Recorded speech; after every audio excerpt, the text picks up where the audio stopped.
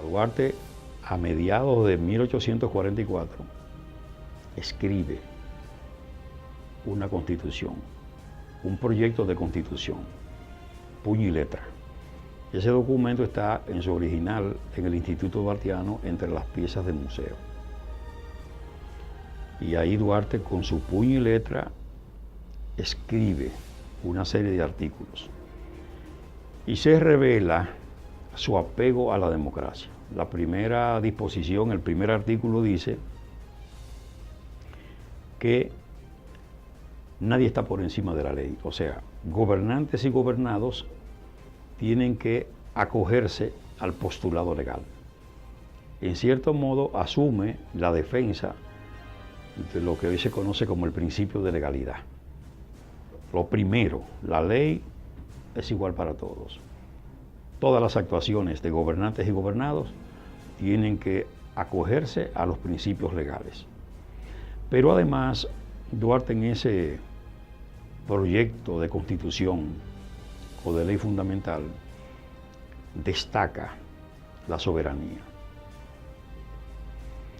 Eso que Duarte dice después, en Comunicaciones Dirigidas, que nuestra patria ha de ser libre e independiente, o según de la isla, eso estaba concebido en otras palabras en ese proyecto de constitución, donde Duarte dice que es innegociable la soberanía nacional y que nadie nativo, y mucho menos un extraño, puede ir en contra del texto constitucional ni de los principios de soberanía del pueblo. Y pone a la soberanía a residir en el pueblo. Pero también se esbozan ahí derechos fundamentales, como la vida, la libertad, el debido proceso. Todo eso está dicho ahí. En julio de 1844, el general Pedro Santana se convirtió a la fuerza presidente de la Junta Central Gubernativa. El día 24 de ese mismo mes, la Junta dictó un decreto muy similar a una ley electoral actual, en la cual se convoca las asambleas electorales en cada punto a fin de elegir a los representantes de la Asamblea Constituyente, a los cuales se les otorgó el título de diputados, que habrían de redactar la nueva Constitución de la República Dominicana. Las principales obligaciones del Congreso Constituyente eran de redactar el Pacto Fundamental de la República Dominicana y elegir el primer ejecutivo, para que iniciase sus labores el 20 de septiembre. Se llama Pedro Santana para que jure la primera Constitución. Santana se desplaza con su guardia armada de bayoneta calada a San Cristóbal. Cuando toma conocimiento de la Constitución,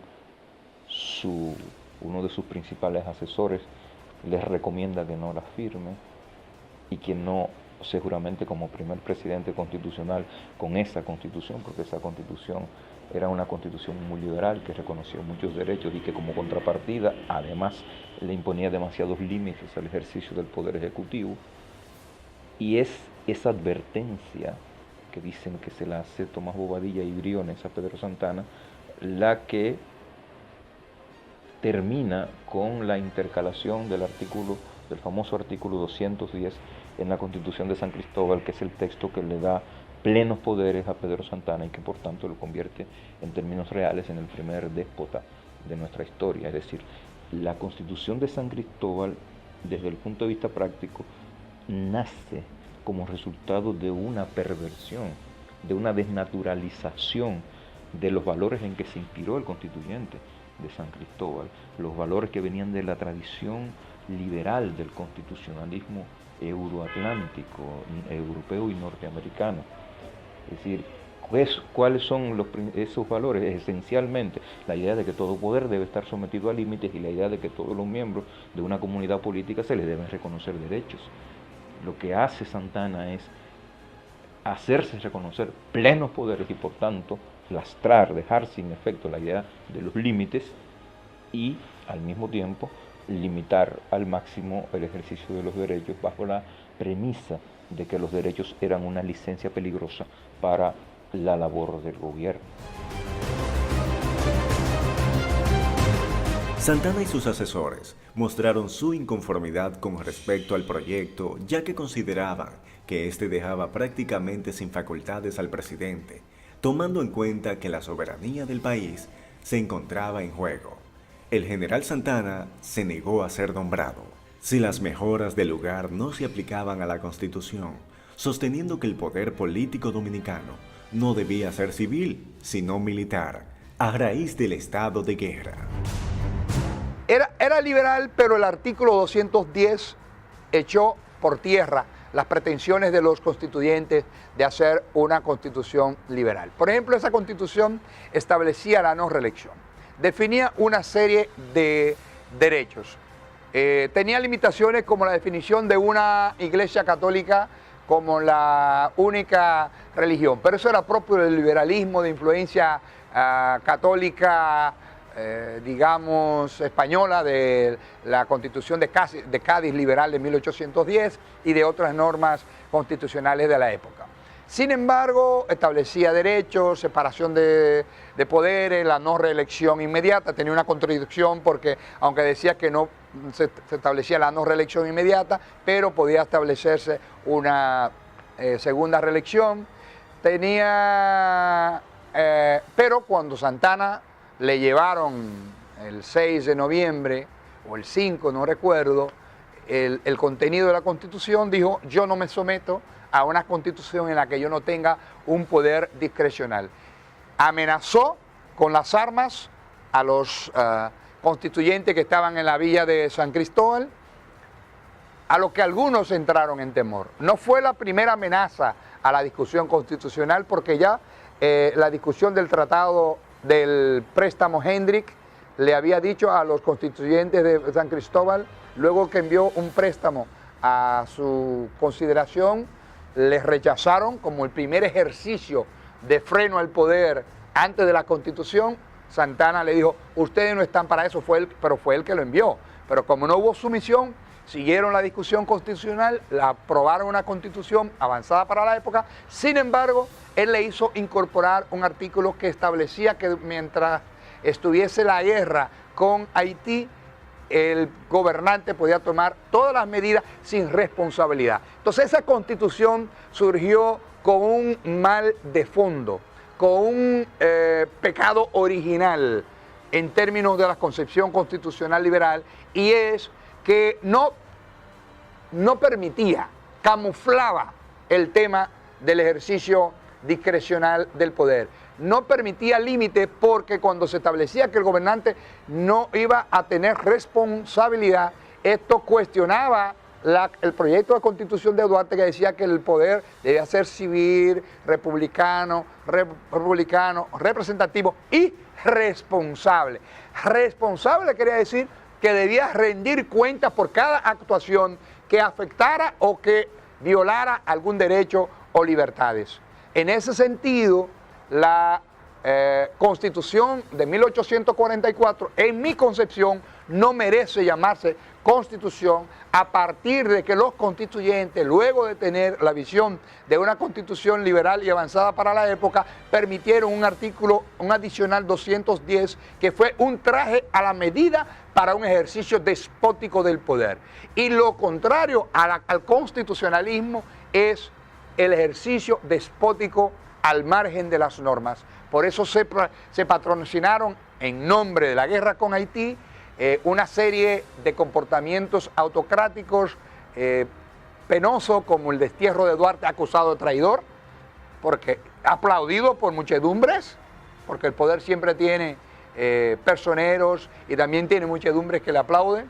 El asesinato de patriotas como María Trinidad Sánchez, de Antonio Duvergé y de tantos dominicanos y dominicanas que por establecer objeciones al gobernante terminaron en unos juicios sumarios siendo asesinados y desprovistos de sus bienes o de la oportunidad de estar en su país. El destierro, el asesinato político, el despojo de la propiedad fueron elementos comunes en esos gobiernos y tuvieron el sesgo o el soporte de una constitución que a mi juicio no merece el nombre de constitución. Por eso yo no conmemoro el Día de la Constitución Dominicana. Para mí las constituciones que deben conmemorarse son la del 1865, posterior a la Guerra de la Restauración, la de 1857, producto de la Constitución de Moca del 58, la Constitución de Juan Bosch del 1963 y podríamos decir que la Constitución del año 2010.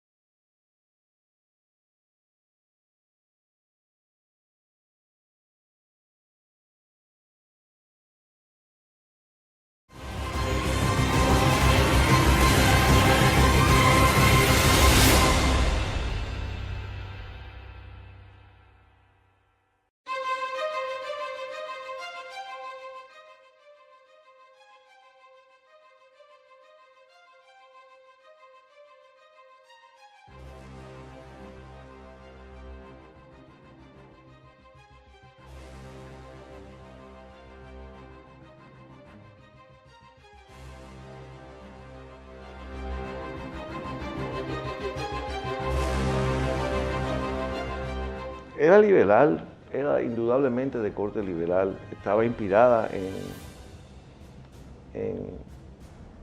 en textos liberales, como el de Estados Unidos, el de Francia, el de la Cádiz, la haitiana.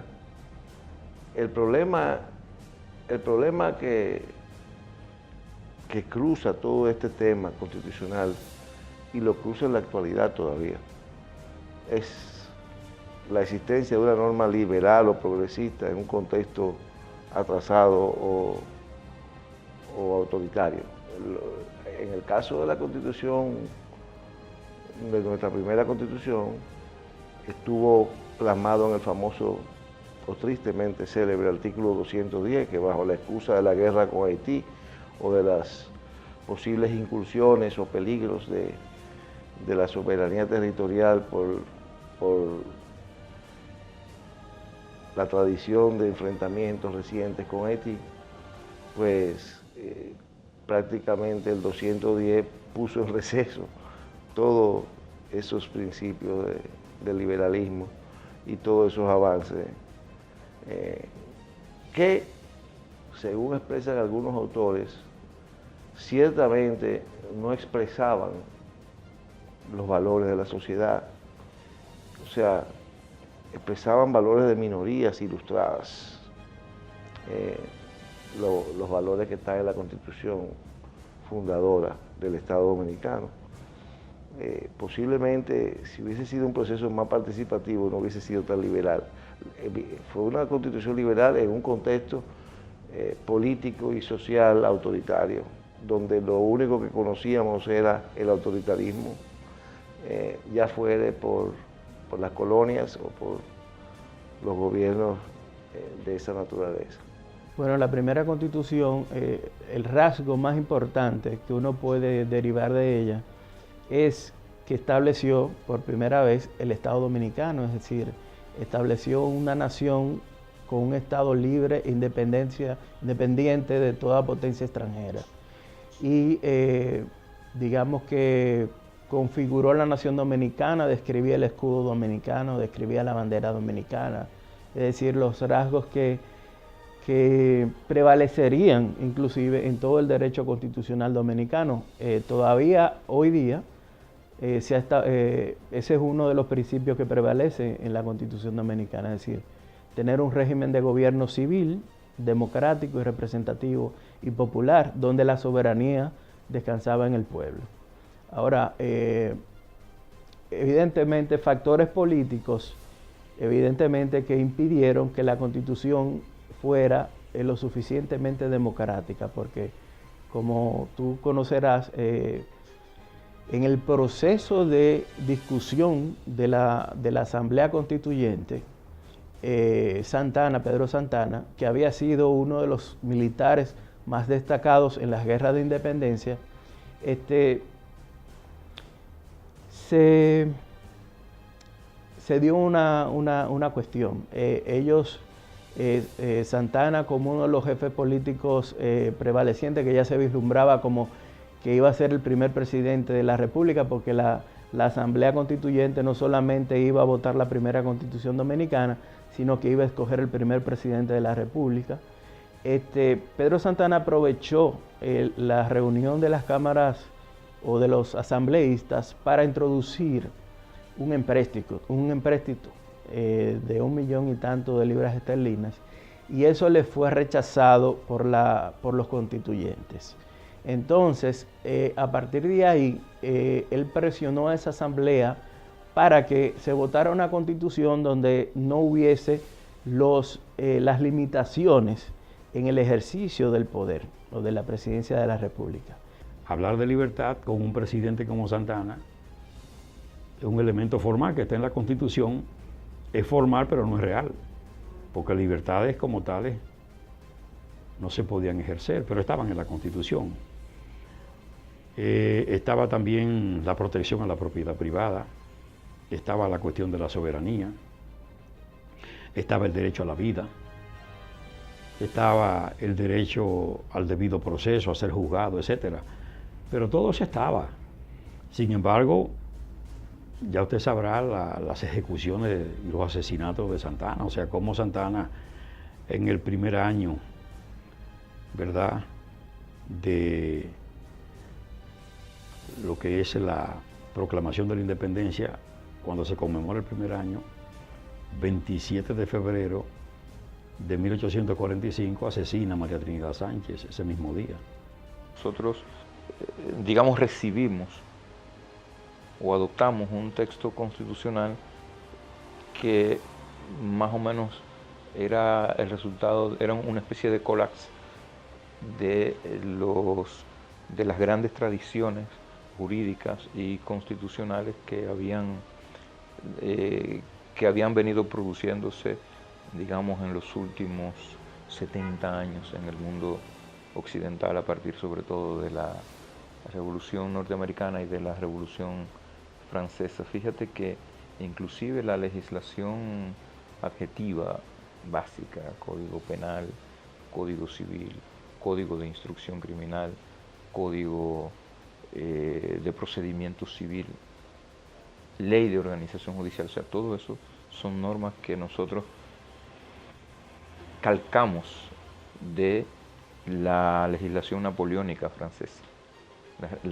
Son nuestras leyes primarias, son las leyes de la restauración de la monarquía en España. Inclusive, hasta el año de 1884, una buena parte de esas leyes, los jueces administran derecho con leyes que estaban todavía escritas en francés, no se habían ni siquiera traducido. Es decir, nosotros, una de las pocas novedades que se pueden mencionar es de muy mal gusto, de muy mal recuerdo, porque hay consenso entre los historiadores de las tradiciones constitucionales latinoamericanas en torno a que nuestro país es el primero que crea desde su origen un estado de excepción puro y duro, con la intercalación del artículo 210 en la Constitución de San Cristóbal, como decía hace un momento. Digamos, nos distinguimos por eso, por haber dado la espalda en el origen mismo a la tradición en que se había inspirado la adopción de nuestra Constitución.